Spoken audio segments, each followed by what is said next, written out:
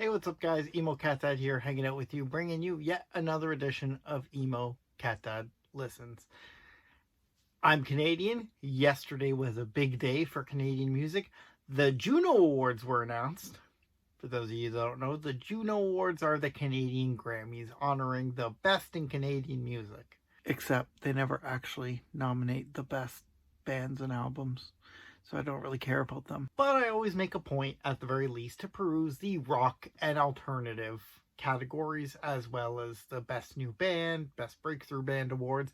Every so often, they get a good band in there, like Spirit Box was previously nominated, The Dirty Nil won the award, Silverstein, Boys Night Out for my OG emos were nominated. They lost to Bedouin Soundclash, which band I also dig. No shade. Love Bedouin. But while I was perusing the nominees, I noticed a band that stuck out to me. And that band is the band we're talking about today, Softcult. Now, I don't have any experience with Softcult per se. However, I am aware of them. They are a band comprised of two sisters from the Kitchener-Waterloo area of Ontario, not too far from where I am, that were previously in a three-piece band called Courage My Love. I enjoy Courage My Love quite a bit. I've seen them live numerous occasions. They were always a blast. I became aware probably maybe late 2021, early 2022, that they had stopped releasing music as Courage My Love and have begun a new project called Softcult with just the two sisters. They previously had a bass player in Courage My Love. But for whatever reason, I never checked it out. But seeing that they were nominated for Best Alternative Album at the Junos, I figured, what better time than now than to celebrate Softcult? So, let's check them out. So the first song I listened to was off their 2021 album called Year of the Rat, and I checked out Take It Off. Buy pretty dresses, take it to the mall. So right off the bat, there was a soft kind of distorted intro before it picked up after, maybe 20-30 seconds. It was just kind of like one little pre-verse, I guess you can call it. But it definitely took me aback. I did not expect that. But after that, it turned into this really cool pop, rocky, gloomy song that really felt like Courage My Love evolved. So I was definitely down with that. Now, as I mentioned, they went from being a three-piece to just the two sisters, so I was a little concerned about the musicality, whether they would ditch that altogether and go with more of a bedroom pop kind of sound. That's not the case at all. The instrumentation is still there in this song, and I super appreciated it. Alright, next up is 2022's Year of the Snake, and I checked out Spit It Out.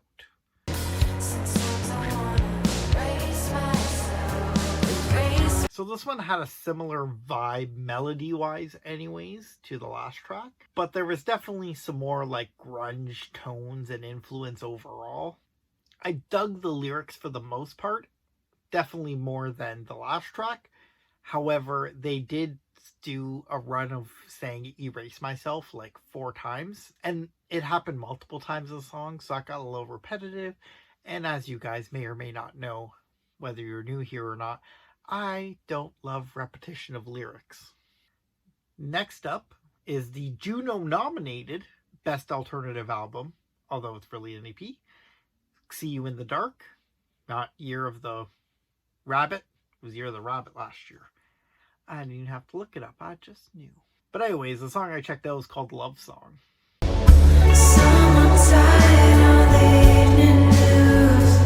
Now, just from song title, I had assumed this one would be the most like Courage My Love, but I couldn't be farther from the truth.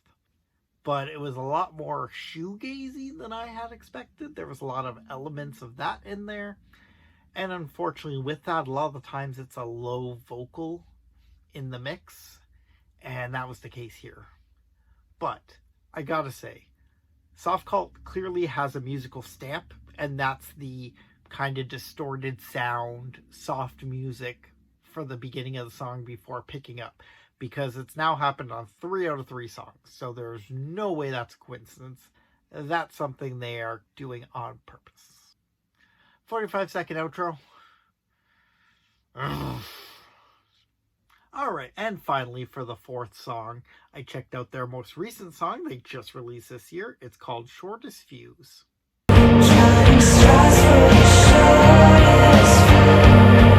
Now, I'm not going to let the titles fool me anymore, but Shortest Fuse, you expect it to be more rockin'.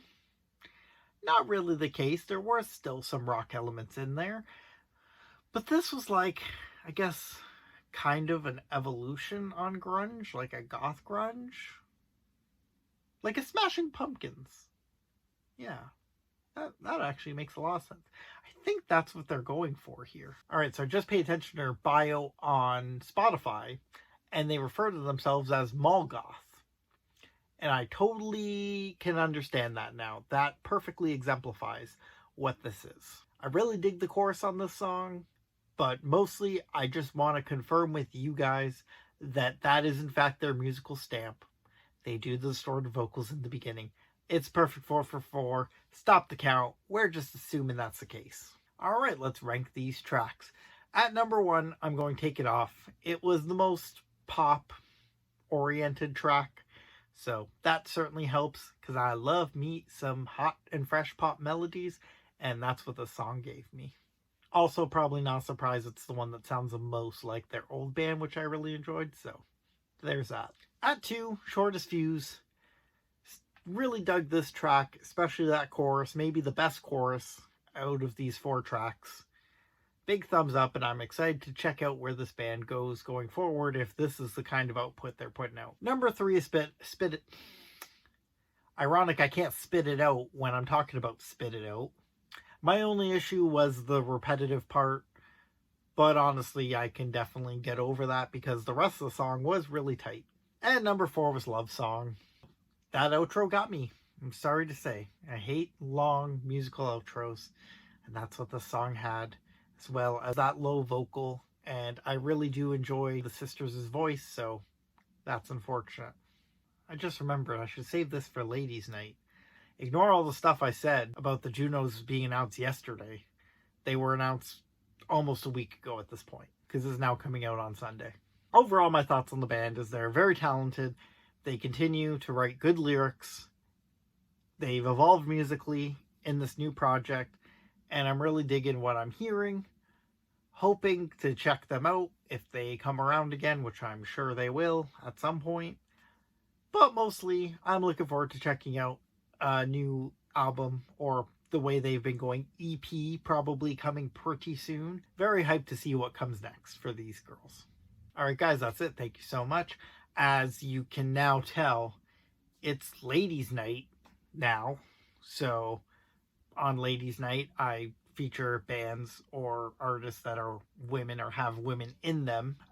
Since the scene is already too male dominated, I want to do my part to spread it around a little bit. And honestly, once a week is the least I can do. So give me your suggestions of female-fronted bands or artists.